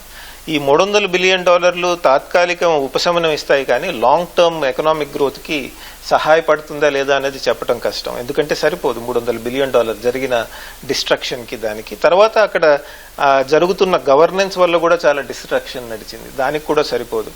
ఇంకోటి అయితే మనం గమనించాల్సింది ఏంటంటే ఇక్కడ ఇరాన్ ఇప్పటిదాకా ఆయిల్ అమ్ముతోంది కదా, ఆ ఆయిల్ ని శాంక్షన్స్ పెట్టడం వల్ల చాలా దేశాలకు అమ్ముకోలేకపోయింది. ఉదాహరణకి భారత్ ఇంతకు ముందు కొనేది ఆపేయాల్సి వచ్చింది, ఎందుకంటే ప్రపంచ సంస్థలన్నీ కూడా మీరు ఇరాన్ నుంచి ఆయిల్ కొనకూడదని చెప్పడం వల్ల, అమెరికన్స్ చెప్పడం వల్ల మనం ఆపేసాం. కానీ ఈరోజు ఇరాన్ మళ్ళీ ఆయిల్ కనుక స్వేచ్ఛగా ప్రపంచ మార్కెట్లో అమ్మగలిగితే ఇరాన్కు వచ్చే డబ్బులు లాంగ్ టర్మ్ లో చాలా ఎక్కువ. ఆ డబ్బులతో పెద్ద ఎత్తున ఇరాన్ మళ్ళీ రీకన్స్ట్రక్షన్ చేసుకునే అవకాశం ఉంటుంది. మనం ఒకటి గుర్తుపెట్టుకోవాల్సింది, ఇరాన్ మిడిల్ ఈస్ట్ లో చాలా పెద్ద దేశం, దాదాపు 90 మిలియన్ పాపులేషన్ ఉన్న దేశం. అంతేకాదు శాంక్షన్స్ ఉన్నప్పటికీ సైంటిఫిక్ ఎస్టాబ్లిష్మెంట్ కానివ్వండి, వాళ్ళ ఇంజనీరింగ్ ఎస్టాబ్లిష్మెంట్ కానివ్వండి, లేదా వాళ్ళ మిలిటరీ ఫోర్సెస్ కానివ్వండి, ఉన్న తక్కువ రిసోర్సెస్ లో బాగా హ్యాండిల్ చేయగలిగారు. సో ఇప్పుడు డబ్బులు వస్తే వాటిని ఎలా వినియోగించుకుంటారు అన్నది చూడాలి. మళ్ళీ మనకి తెలిసిన విషయమే, చాలా దేశాల్లో కరప్షన్ ఉంటుంది. ఈ వచ్చిన డబ్బుల్ని ఎలా వాడుతున్నారు అని దాని మీద కూడా ఆధారపడి ఉంటుంది. తర్వాత ఈ $300 బిలియన్ రాగానే మళ్లీ యుద్ధం వస్తుందన్న భయంతో ఆర్మ్స్, ఎమ్యునిషన్స్, యుద్ధ సామాగ్రి కొనుక్కుంటుందా, లేదా సామాన్య ప్రజలకి అవసరమైనటువంటి నిత్యావసర వస్తువులు కల్పించే విధంగా స్టెప్స్ తీసుకుంటుందా అక్కడ ప్రభుత్వం అన్నది గమనించాల్సిన విషయం. ఎందుకంటే డబ్బులు రాగానే మళ్లీ యుద్ధం వస్తే ఎలా హ్యాండిల్ చేయాలి అన్న భయం ఉంటుంది. ఆ భయాన్ని తట్టుకుని ప్రజలకి మనం ఏమి ఇవ్వాలి అని కూడా ఆలోచించాలి వాళ్ళు. అలా ఇరాన్ ప్రభుత్వం పనిచేస్తుందా లేదా అది కూడా చూడాల్సిన అంశం. ఎందుకంటే ఇప్పటి వరకు ఉన్నటువంటి ఇరాన్ నాయకత్వం, చాలా ఎక్స్పీరియన్స్ ఉన్న ఇరాన్ నాయకత్వం అంతా యుద్ధంలో చనిపోయారు. ఇప్పుడు వచ్చిన నాయకత్వం కొత్త నాయకత్వం, వాళ్ళ ఆలోచన విధానం ఎలా ఉంటుంది, ఈ వచ్చే $300 బిలియన్ తీసుకోండి, లేదా తర్వాత ఆయిల్ నుంచి వచ్చే రెవెన్యూస్ ఏవైతే ఉంటాయో, ప్రాఫిట్స్ ఏవైతే ఉంటాయో అవి ఎట్లా వాడతారని కూడా మనం గమనించాలి. ఎందుకంటే 1979 ముందు కూడా ఇరాన్ పెద్ద ఎత్తున ఆయిల్ రిసోర్సెస్ ఉండేవి, ప్రపంచవ్యాప్తంగా అమ్మటం జరిగేది. కానీ దాని నుంచి చాలా కొద్ది మందే లాభపడటం జరిగింది. అందుకే ఇస్లామిక్ రెవల్యూషన్ వచ్చింది. కానీ ముందు రోజుల్లో ఇలానే ఉంటుందా, మారుతుందా అన్నది కూడా చూడాల్సిన అంశం అండి. సో యుద్ధం ప్రారంభానికి ముందు, అలాగే యుద్ధం మొదలైన ఆ రోజుల్లో ట్రంప్ ఇరాన్లోని పాలనను మారుస్తాను, అలాగే యురేనియం అమెరికా తీసుకుంటుందనే లక్ష్యాలతో అమెరికా యుద్ధాన్ని ప్రారంభించింది. సో ఇప్పుడు ఏదైతే ఒప్పందంలోని 14 అంశాల్లో ఒకటి యురేనియం కొంచెం తగ్గినట్టే అనిపిస్తుంది. సో అలాగే పరిపాలన కూడా ఉన్న పరిపాలనతోనే ఒప్పందం చేసుకున్నారు. సో ఈ అంశాన్ని చూస్తుంటే ట్రంప్ కొంచెం వెనక్కి తగ్గారా అని అనిపిస్తుంది. దీనికి గల కారణాలు ఏమేమి ఉంటాయంటారు? చాలా అనాలిసిస్ కనుక చూసినట్టయితే, వేరే ఇంటర్నేషనల్ అనాలిసిస్ రిపోర్ట్స్ కనుక చూసినట్టయితే, ముఖ్యంగా అమెరికాలో కూడా కొంత క్రిటిసిజం వస్తోంది. అనుకున్న దానికంటే ఎక్కువ వెనక్కి తగ్గారా డొనాల్డ్ ట్రంప్ అన్న క్రిటిసిజం వస్తోంది. ఉదాహరణకి మీరు చెప్పింది $300 బిలియన్, దాని మీద డొనాల్డ్ ట్రంప్ ని ప్రశ్నిస్తే ఆయన ఏమన్నారంటే, మన దగ్గర పెట్టుకున్న డాలర్స్, అంటే డాలర్స్ ని సేవ్ చేసుకుని వివిధ ప్రపంచాల్లో వివిధ బ్యాంక్స్ లో పెట్టుకుంటే దాన్ని మనం శాంక్షన్స్ రూపేణా మన గుప్పెట్లోకి తీసుకున్నాం. ఈ రోజు కనుక మనం అది రిలీజ్ చేయకపోతే వేరే దేశాలు కూడా డాలర్ వాడటం తగ్గిస్తాయి, కాబట్టి మనం రిలీజ్ చేయాలి అని చెప్పడం జరిగిందండి. లేకపోతే డాలర్ వ్యవస్థకి దెబ్బ తగులుతుంది అని ఆయన చెప్పడం జరిగింది. సో ఓవరాల్ గా తీసుకుంటే చాలా మంచి పరిణామం అని చెప్పాలి మనం. ఎవరు వెనక్కి తగ్గారు, ఎవరు గెలిచారు అనే కంటే ప్రపంచ శాంతికి మనం ఎలా ముందుకి వెళ్తుంది అన్నది కూడా ఆలోచించాల్సిన అవసరం ఉందండి. సో ఇది అమెరికా ఇరాన్ మధ్య జరిగిన ఈ శాంతి ఒప్పందం ప్రపంచ శాంతికి మంచి పరిణామం అని చెప్పేసి, అలాగే ఈ యుద్ధంలో ఎవరు గెలిచారు ఎవరు ఓడారనే విషయం పక్కన పెడితే ప్రపంచ శాంతికి అలాగే మానవాళియే విజయం సాధించినట్టు ఆయన చెప్తున్నారు. దాంతోపాటు ఏదైతే భారత్ కూడా అనేక ప్రయోజనాలు అలాగే చమురు ధరలు తగ్గే ఆస్కారం కూడా లేకపోలేదని చెప్పేసి ఆయన వివరిస్తున్నారు. కెమెరామ్యాన్ ఎన్ రమేష్తో భాస్కర్, ఈటీవీ న్యూస్, హైదరాబాద్. ధన్యవాదాలు భాస్కర్. సింగరేణి కార్మికులు కోల్పోయిన హక్కులను సాధించేందుకు సాయశక్తులా కృషి చేస్తానని తెలంగాణ రక్షణ సేన అధ్యక్షురాలు కల్వకుంట్ల కవిత అన్నారు. బాయిబాట కార్యక్రమంలో భాగంగా ఆమె పెద్దపల్లి జిల్లా రామగుండం సింగరేణి సంస్థ ఓపెన్ కాస్ట్ ప్రాజెక్టు 3ను పరిశీలించారు. ప్రాజెక్టులో ఉన్న భారీ యంత్రాలను పరిశీలించి కార్మికులు, డంపర్ ఆపరేటర్లను కలిసి వారి సమస్యలను అడిగి తెలుసుకున్నారు. కార్మికులతో కలిసి సింగరేణి క్యాంటీన్లో టిఫిన్ చేశారు. డిపెండెంట్ ఎంప్లాయ్మెంట్ మెడికల్ బోర్డును రెగ్యులర్గా ఏర్పాటు చేసే విధంగా కృషి చేస్తామని కవిత తెలిపారు. నమస్కారాలు. ఏవైతే కోల్పోయిన హక్కులు ఉన్నాయో వాటన్నిటి కోసం కూడా ఫైట్ చేస్తాం. కొన్ని హక్కులు టీబీజీకేఎస్ ఆధ్వర్యంలో కూడా కోల్పోయినాం, ప్లే డే లాంటివి, పిహెచ్డి లాంటివి. వాటిని రిస్టోర్ చేయడానికి కూడా నా శాయశక్తుల ప్రయత్నం చేస్తా అన్నది వేరే డౌట్ ఏం లేదు. అందరినీ ఇవాళ వెంటాడుతున్న సమస్య మాత్రం డిపెండెంట్ ఎంప్లాయ్మెంట్. దానికోసం బలంగా మాట్లాడతాం, కొట్లాడతాం. అన్నిటికన్నా ఎక్కువ మిగతా సంఘాలు ఏవైతే ప్రశ్నించి వదిలేస్తాయి, నాకున్న అలవాటు ఏంటంటే ప్రశ్నించడం, పోరాటం చేయడం, పరిష్కారం అయ్యేంత వరకు పోరాటం చేయడం. అట్లా రాష్ట్రంలో అనేక సమస్యలు పరిష్కారం చేసినాం. కాబట్టి మన ఏదైతే మెడికల్ బోర్డు ఉందో అది కూడా రెగ్యులర్గా పెట్టేంత వరకు కూడా మా శాయశక్తుల కృషి చేస్తాం. మిగతా ఇష్యూస్ ఉన్నాయి అన్న ఇప్పటివరకు చాలా డీటెయిల్గా చెప్పిండ్రు. మైక్రో లెవెల్లో పనిచేస్తాం. చేయాలంటే మాత్రం మీరు గట్టోళ్ళకి, మొండోళ్ళకి సపోర్ట్ చేయాలి. ప్రత్యేక సమగ్ర ఓటరు జాబితా సవరణ కార్యక్రమంపై అవగాహన కల్పించేందుకు హన్మకొండ జిల్లా కలెక్టర్ టోకే రన్ నిర్వహించారు. అదాలత్ సర్కిల్లోని విద్యాశాఖ కార్యాలయం వద్ద కలెక్టర్ చాహత్ బాబ్ పాయింట్ జెండా ఊపి రన్ను ప్రారంభించారు. తప్పులు లేని ఓటరు జాబితాతో పాటు అర్హులైన ప్రతి ఒక్కరికి ఓటు హక్కు కల్పించడమే సర్ లక్ష్యమని కలెక్టర్ తెలిపారు. ఎన్నికల్లో ప్రజల భాగస్వామ్యాన్ని పెంచేందుకే ఈ అవగాహన కార్యక్రమాన్ని నిర్వహిస్తున్నట్లు చాహత్ బాజ్పేయి వెల్లడించారు. బిఎల్ఓస్ ప్రతి ఒక్క ఇంటికి వచ్చి ఎన్యూమరేషన్ ఫామ్ డిస్ట్రిబ్యూట్ చేస్తారు. ఆ ఎన్యూమరేషన్ ఫామ్ మళ్ళీ కూడా వాళ్ళు వచ్చి కలెక్ట్ చేస్తారు. ఆ ఎన్యూమరేషన్ ఫామ్లో మీరు ఫిల్ చేసిన డేటా వాళ్ళు బిఎల్ఓ యాప్ ద్వారా నమోదు చేస్తారు. అండ్ అదే మనకు ఎస్ఐఆర్. ఎట్లాంటి దీంట్లోకి మా ఓట్ అవుతుంది, ఎట్లాంటి ఇట్లా భయపడడానికి అవకాశం లేదు. ఇది ఫామ్ ఎలా ఫిల్ చేయాలి, ఏమైనా ప్రాబ్లం ఉంటే, ఏమైనా ఇష్యూస్ ఉంటే బిఎల్ఓస్, బిఎల్ఏస్ కాకుండా కూడా మీరు ఇక్కడ వచ్చి కూడా వాళ్ళు కూడా మీకు హెల్ప్ చేస్తారు కి ఎలా మనకు ఇది ఫామ్ నమోదు చేయాలి. అండ్ ఈ టైం లోపల ఫిల్ ఫామ్ చేస్తే ఆటోమేటిక్గా వాళ్ళకి ఈ రోల్లో వస్తారు. దాని తర్వాత కూడా almost 2 months claims and objection period ఉంటుంది. కి మా పేరు రాలే, మా పేరు డిలీట్ అయింది, కానీ మాకు బిఎల్ఓ ఫామ్ ఇవ్వలే, ఏమైనా ఇష్యూ ఉంటే 2 months దాకా క్లెయిమ్స్ అండ్ ఆబ్జెక్షన్ పీరియడ్ కూడా ఉంటుంది. దాని తర్వాత కూడా బై మిస్టేక్ ఎవరైనా మిస్ అయితే మళ్ళీ ఫామ్ 6 తీసుకొని మళ్ళీ కొత్త ఓటర్ అలాగే నమోదు చేయడానికి అవకాశం ఉంటుంది. పెద్దపల్లి జిల్లా గోదావరి ఖనిలో ప్రైవేటు విద్యా సంస్థల బస్సులను ఆర్టీ అధికారులు తనిఖీలు చేశారు. పాఠశాలలు ప్రారంభమైన నేపథ్యంలో విద్యార్థులను తీసుకువెళ్లే స్కూల్ బస్సుల పరిస్థితులను పరిశీలించారు. వాహనాలకు సంబంధించిన అన్ని రకాల ధృవీకరణ పత్రాలు, బస్సుల ఫిట్నెస్, డ్రైవర్ ఫిట్నెస్ సర్టిఫికెట్లను పరిశీలించారు. నిబంధనలను పాటించని 4 బస్సులను సీజ్ చేసి జరిమానా విధించారు. నిబంధనలకు విరుద్ధంగా విద్యాసంస్థల బస్సులు నడిపితే చట్టపరంగా కఠిన చర్యలు తీసుకుంటామని ఆర్టీ అధికారులు తెలిపారు. రాష్ట్ర వ్యాప్తంగా స్కూల్ బస్సులపై నిఘా పెంచి పై అధికారులు అయినటువంటి మా కమిషనర్ గారు కానీ మా జేటీసీ అధికారుల ఆదేశానుసారము గత 3 రోజుల నుండి రామగుండం ప్రాంతంలో అలాగే మన ఎన్టీపీసీ గోదావరి ఖని ప్రాంతంలో తనిఖీలు చేయడం జరుగుతుంది.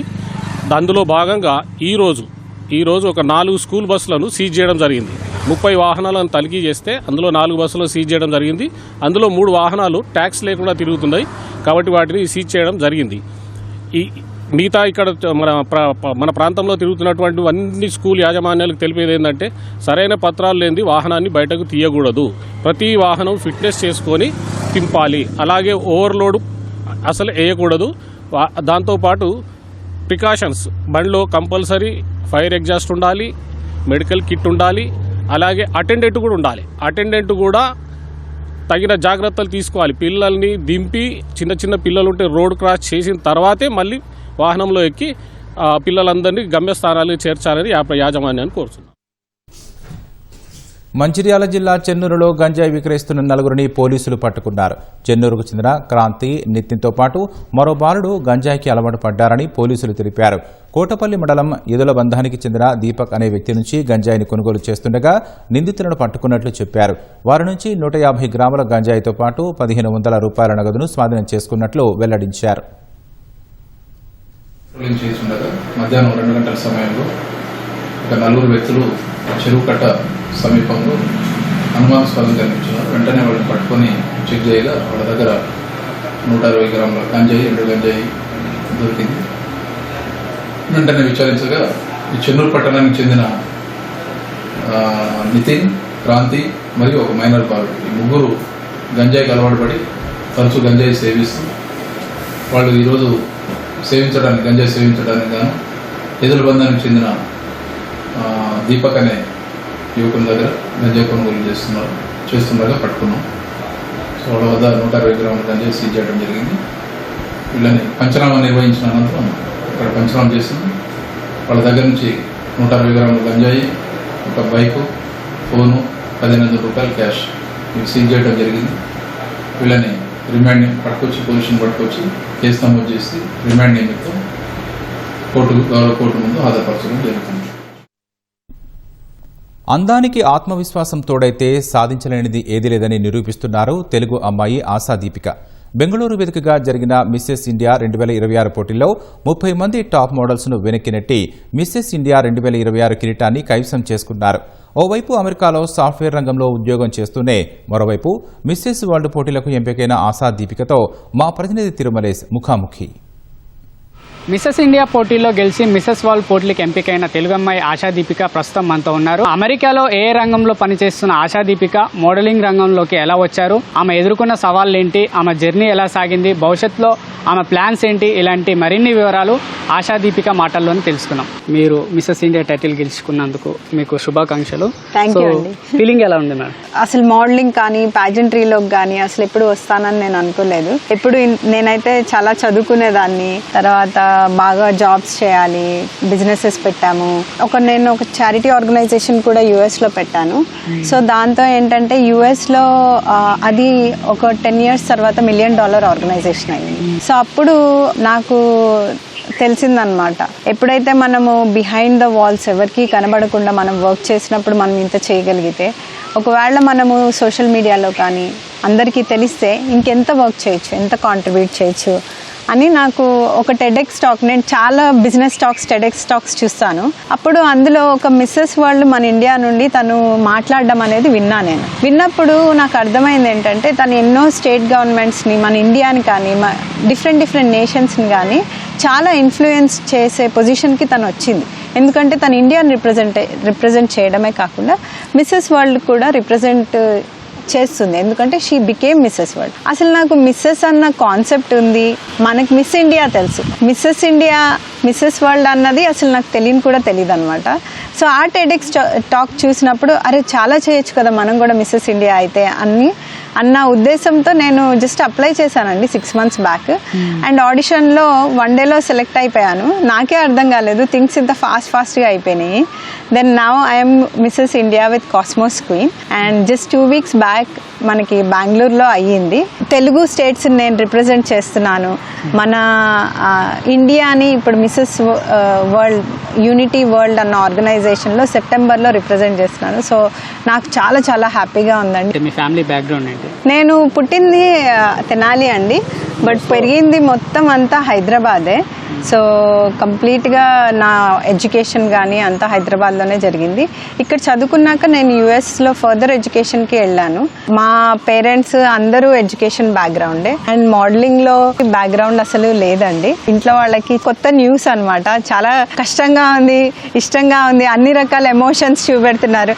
అరే మన అమ్మాయి టీవీలో వస్తుంది, అన్ని చోట్ల వస్తుంది, అందరు రికగ్నైజ్ చేస్తున్నారు, కానీ అట్ ద సేమ్ టైం అసలు ఇలాంటిది మన ఇంట్లోనే లేదు.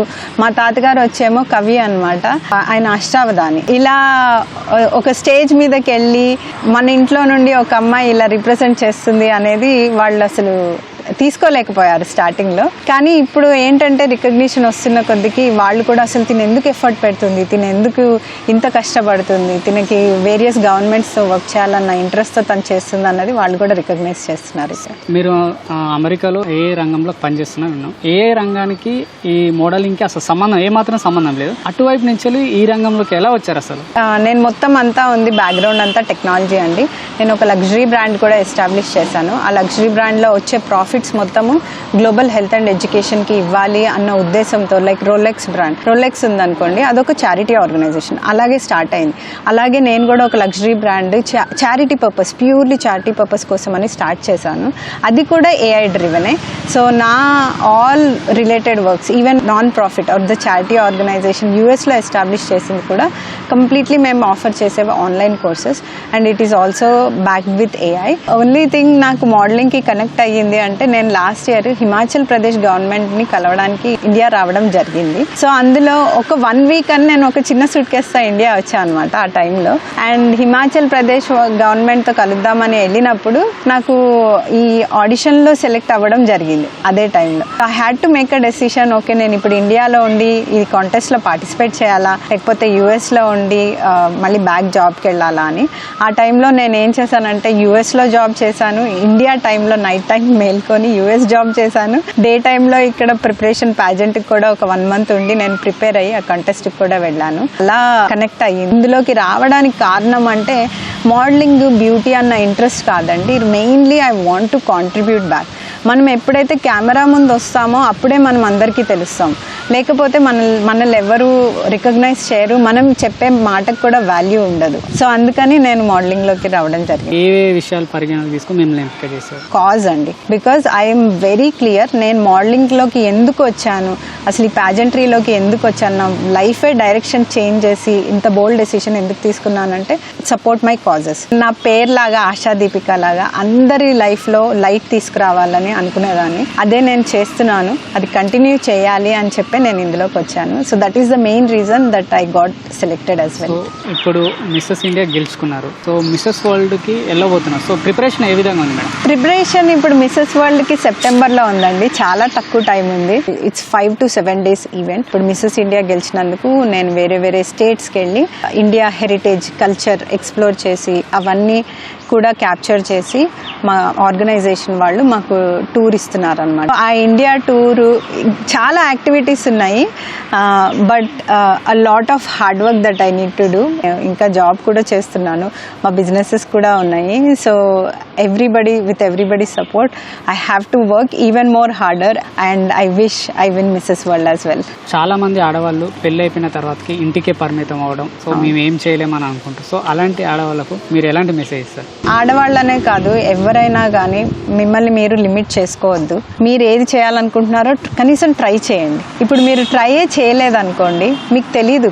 అట్లీస్ట్ మీరు ట్రై చేస్తే మీరు దాని నుండి సక్సీడ్ అవ్వచ్చు, లేకపోతే ఫెయిల్ అవ్వచ్చు. కానీ ఫెయిల్ అయితే చాలా నేర్చుకుంటారు, సక్సీడ్ అయితే అట్లీస్ట్ మీరు ట్రై చేశారన్న ఆనందమైన మీకు మిగులుతుంది. Always try, whatever you want to do, try it. So be bold. మీరు ఏ చేయాలనుకుంటున్నారో మీ ఓన్ స్ట్రెంగ్త్తో మీరు ఫస్ట్ ఇండిపెండెంట్ అవి మీరు ట్రై చేయండి. సో భవిష్యత్తులో మీ ఫ్యూచర్ ప్లాన్స్ ఏంటి madam? What ever I'm doing, మా బిజినెసెస్ కానీ నా జాబ్ కానీ అవన్నీ కంటిన్యూ చేస్తాను.